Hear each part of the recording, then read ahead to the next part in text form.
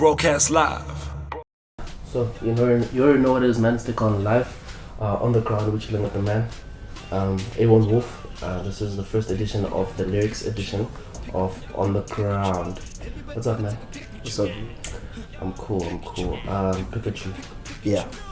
Sick, John. Oh, Different, like. yeah. This is really like sideways. How did you come up with the whole concept? The concept of Pikachu is basically the name Pikachu came from when I was in New York. It was some guy playing Pokemon Go. And this guy would look like a thug, he looked like a gangster, like a typical G-Unit, stereotype of a gangster. Yeah. So he was like walking these boys. In New York, you get a couple of those, like, they're just like these guys that look like gangsters. I guess they want to portray themselves as gangsters. So, like, he was walking. Next thing I know, he pulls out his phone and he's busy, like, running in the street. And I was like, what the hell's going on? And then he's like, screams to his boys, yo, dispute all that. I'm trying to catch myself a Pikachu. So, Sketchy and myself looked at this and we're like, what the hell?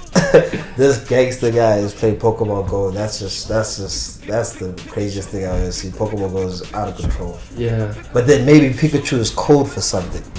So then we started having this whole thing that Pikachu is actually code for other things. Okay. So we started to make up our own, terms for Pikachu. Yeah. So like a Pikachu is like can be a bad yellow bone. A Pikachu is can be something that you really want.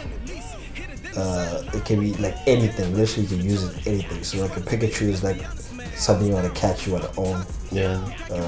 So really Pikachu was that. It could be like random things.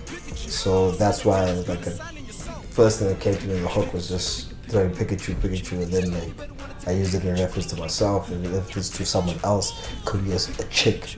Everyone wants to take Pikachu, hey. Yeah. So that's where Pikachu came from. So in terms of Pikachu, the song. Yeah. How did that come about? The song. Basically, I was in the studio working on the album, like I've been doing for the last all this time, and it's just sketchy. You started messing around with some beats, and then you maybe jump in straight into the booth. And I literally, first thing that came to my head, that chorus, the Pikachu chorus, was one take. It was literally whatever like I felt at that time, and we just kept it because it was actually fire. Like it was dope.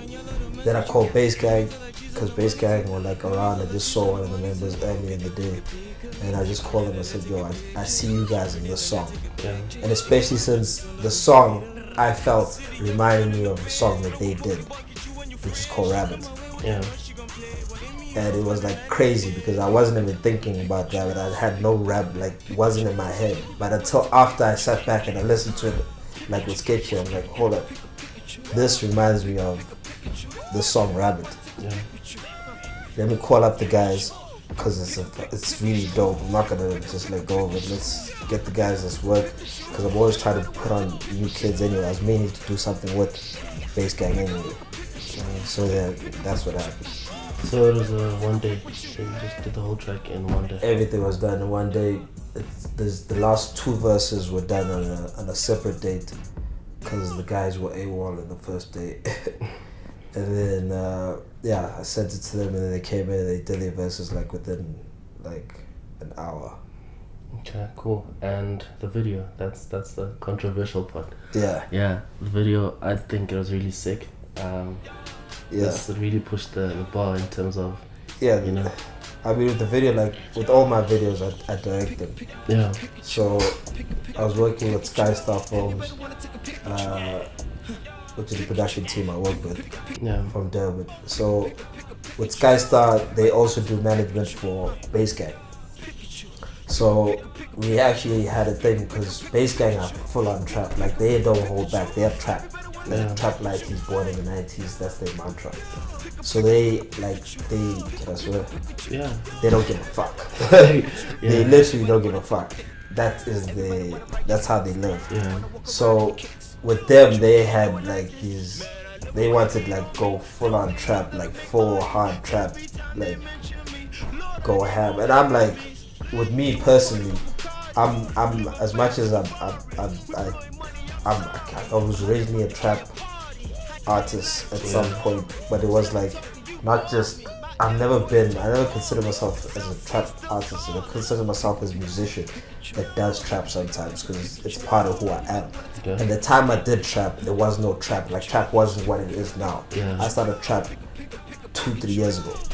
It's 3 years ago. You can go back to gigs where I was doing trap before it had the name Aewon Wolf. Yeah, what was your name then? No, I just had the name Aewon. It was Aewon Eastwood. Okay. How did the wolf come up? So the wolf came about because just naturally I was like collaborative artist who worked with other artists a lot, and I enjoy working with other artists because I try to get the best out of other artists. So, and plus I like hearing other like people's voices. So if I like something about you, that's why I want to work with you. Yeah. So I want to hear a hook. I picture a hook with your voice. So I would rather work with someone else. Yeah. So that's how it's always been. Alright, let's just go in the video. The venue, it looks like a basement. Right? Yeah, it looks like a trap house. So how do you put that together? Aewon, today we're shooting a video for Pikachu. Where do you start? How who comes on? Where do you go? The lighting, just take us through that. Okay, so like I said, I work with Skystar Photos. Skystar's our producer and Danny. Yeah. He's production, so he decides locations and so forth. But because I also direct, I also like find venues as well. We work together. Whatever I can't do, he does. Whatever he can do, he does. So like. The house was not the original house for where we were going to shoot the video. Yeah. It was originally meant to be the warehouse, and it was supposed to be like a fancy house. We even had a Ferrari. Oh. Like there was a Ferrari that we had for the video. Yeah. Which was like for me a biggest no. I never like showing things that I don't have. Like I don't have a Ferrari, so I'm not going to show you a Ferrari. Yeah. But because of the idea that we had, it was going to be a very trappy look at the Ferrari. It actually like mess with your head a little bit. Yeah. Then something fell through with the house. On the day with the car there and everything in the house, there was an issue with shooting at the house that we had. And then I also found out that someone else had shot a music video there, and I was also like kind of not there, And then there was one of the chicks in the video was like, you shoot at my house, whatever. And at this point, like I had camera equipment booked, everything booked. And it's expensive because just the equipment alone was like 20,000 just sitting. It was 20,000 sitting doing nothing. And it was like, okay, we need to shoot. Where's this house? Let's see this house. I'm busy thinking she's going to show us a fancy house. Yeah. Because we were at a fancy house. Yeah. She shows us this trap house, and that was like a heaven sent. That's how like God works. So I got to the house and I looked at this house. And my producer, then Danny, was just, I could see his face and was like, we should have time, we need to go. I'm busy like having fantasies in my head. I'm like, this is the perfect location. Yeah. And that's what happened. So we shot the video there and it was just perfect. It was God's plan. Let's just go through the first scene.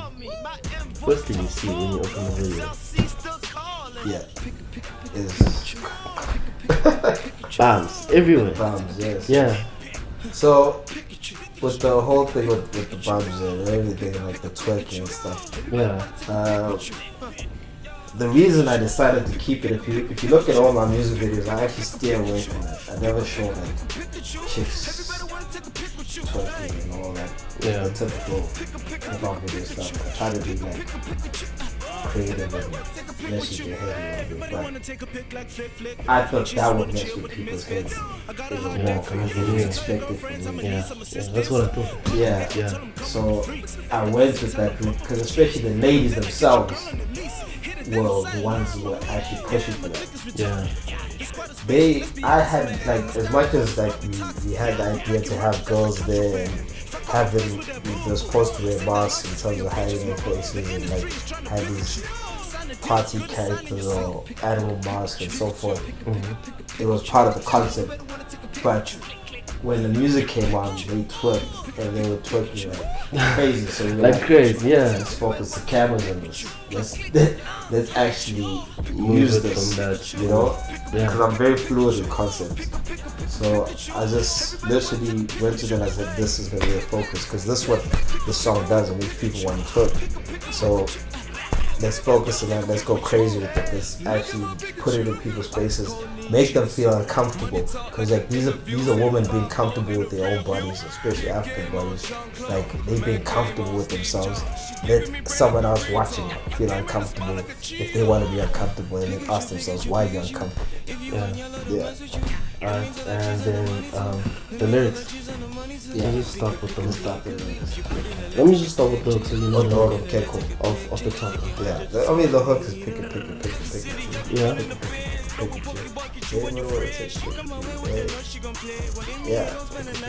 Yeah, so that's it's a mantra. Yeah. So the idea was to have the whole mantra. Yeah, so it's just literally that's what the hook is. It's a mantra. It's like pick it. So you literally work yourself up, and when it drops, that's when you're supposed to like go crazy. And everyone will take. Everyone will yeah, so everybody want to take a pic. Everybody want to ride your dick. Yeah. So, walk around in your kicks. So it's like, it's also reference. I'm not really just talking about myself, but whoever feels like they're a Pikachu. Like literally, everyone wants to take a Pikachu. Everybody want to ride your dick. Everybody want to, walk in your kicks. It's a natural thing that happens in rap. Everybody, much as they want to take a pic with you, they wanna hype you up. They want to be in your place. Yeah. So there's a lot of people who do that, who come out there act like they're supporting you, but they really want to be you. Yeah, they want to take your place. So I think they're better than you, and then they should take your place. That's Yeah. deeper than I thought. Yeah. Alright. Yeah. See.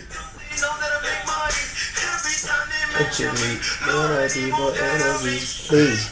So that's pretty much going back to the point of talking about people hating on you, like, and I'd actually mentioned that the whole thing that don't they know that when people talk negatively about you or they say anything about you, they just pushing you more.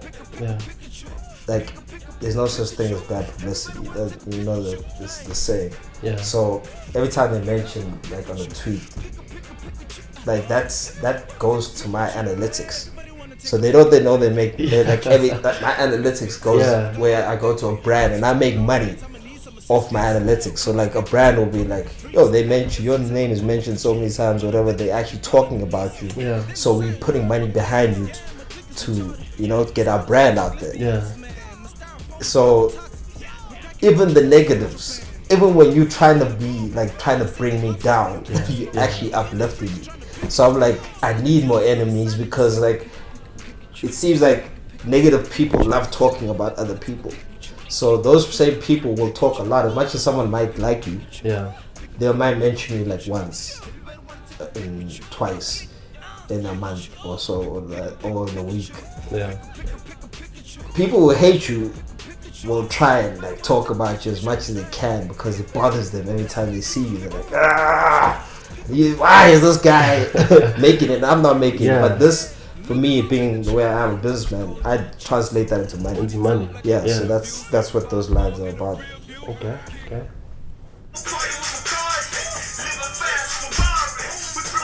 I'm sorry, 150K a party. I ain't lying, true story. Fucking you ball me. Okay. Yeah. Next part. So with those lines of talking about back to the whole brand thing, got a partnership with Bacardi, which is pretty dope. So what we're doing is we're throwing parties, literally house parties for 150K. So wait, so how does that work? So now you get to win a house party. Yeah. And you spend 150K on a house party that's designed for you. Okay. Which is really dope. So like it's like so I'm talking about that like in a slight way. So people might think that, oh, this guy is saying he blew 150K at a party. Yeah. I never done that. I'm not stupid. Yeah. Like, but literally, I blew 150K. I ain't lying. True story. At a party. Yeah, you know. so that's you know, through a party with a card. Yeah. 150K a party, you know. Jesus. Alright. Yeah, so like, yeah, so that's where that comes from. Okay. And then I ain't lying, true story. Stop talking, you bore me. That's that's pretty straightforward. Yeah, It's like, as much as I knew, if anybody who was hating on me from the first, like the people I'm mentioning in the first part, those people, the first thing reaction they would say when they hear me say 150K a party, I was lying. Yeah. So back to those same people, I ain't lying, true story. Because it's literally that's exactly what's happening. Yeah. And then stop talking, you bore me. So like, I was like, okay, at this point now you bore me. Yeah. Because now, you know, Too much. you guys are now reiterating bore. Yeah. Like, bore. And yeah, that was the last line. And Celsius still calling. Okay. Oh no, there's a line before that. I'll just go back. I said, stop talking, you bore me. My invoice, sorry. So, get party. True story. Invoice talk for me. Celsius still. There you go. Okay. So that's the last line. My invoice talk for me, and Celsius still calling. It's basically like straightforward. So I'm saying, stop talking, you bore me. So if people are still talking to you and you're not listening, I'm like saying, I'm not gonna talk back at you. My invoice. So is it not like that's pretty, like, you should get it. Yeah. My invoice talks for me, and Celsius still calling. So it's like a conversation. I'm still having money talks with corporates. Yeah. And those are the people I talk to. Like they talk to the invoice, you know. They talk to that voice. Yeah. You know, so that's what I'm saying. It's pretty much like, yeah, like in your face. Yo, that's just from like 8 lines. Yeah. That's pretty dope, man. Broadcast live